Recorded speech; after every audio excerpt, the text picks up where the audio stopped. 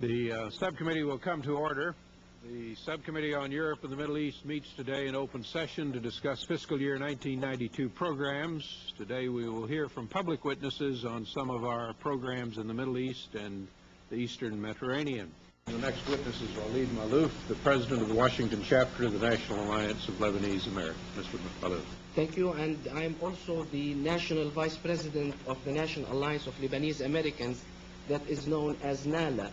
NALA is a tax-exempt charitable organization whose primary mission in the United States is to inform and educate our fellow citizens regarding issues of Lebanese American interest and to bring a heightened sense of awareness to our fellow Lebanese Americans of Lebanon's rich cultural heritage. I wish to thank the committee for honoring our request to appear and offer our testimony today. Since the committee last considered foreign aid requests for Lebanon, the country has suffered a massive air and ground assault into its most densely populated areas in the district of Beirut, Matan, and Abda. The military assault executed by the Syrian occupation army on October 13, 1988, which was preceded by a month-long economic siege, caused widespread destruction of private homes and businesses on a scale which is beyond the ability of the victims to repair by their own means. Reports that we have received from Lebanon as late as February 23, 1991, indicate that the Hirawi government has taken no substantive steps to alleviate this desperate need for basic housing. We even have reports of Lebanese civilians reduced to scavenging through garbage piles in search of food. Alarming numbers from the middle-class workforce are leaving Lebanon at a dangerous rate. We in NALA are directing as much of our resources as possible to these urgent needs of those Lebanese who are without means to obtain basic health and government services.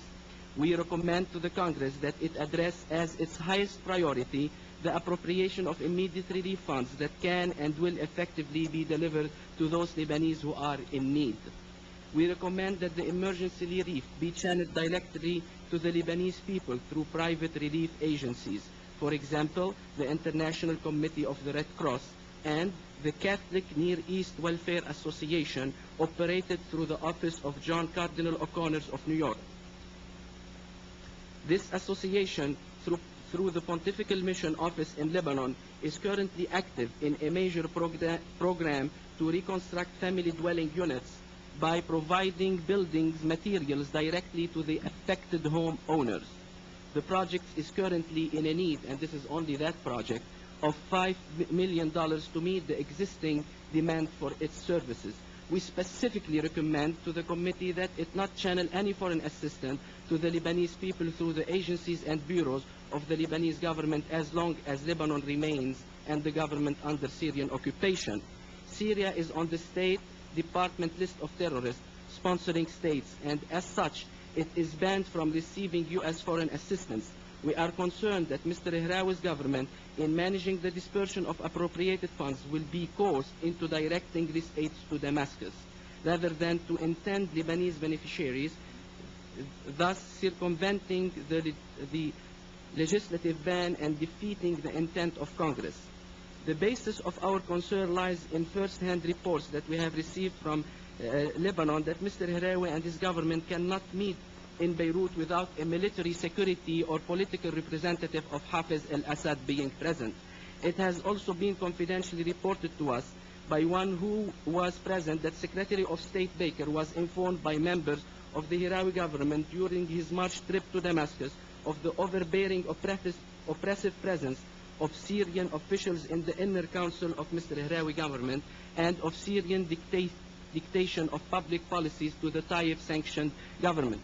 Secretary Baker was also advised, we are told, that the greatest impediment to the implementation of the Taif Accord in Lebanon is the Syrian occupation, which is showing no signs of relief. From these reports, clearly, the growing entity to which U.S. has accorded international recognition is a captive of the Syrian regime. It is required to serve Syrian interests in Lebanon while the needs and interests of the Lebanese people go unmet.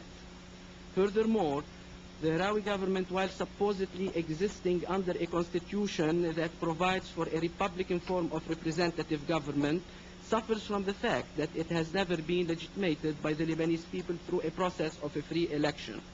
When the Syrian grip on the nation has been lifted, when the militia system which the Syrians have supported has been dismantled by the Lebanese army, and when free election can therefore become possible and are conducted, then we will have a restored central authority in Lebanon that has its footing firmly in the democratic process.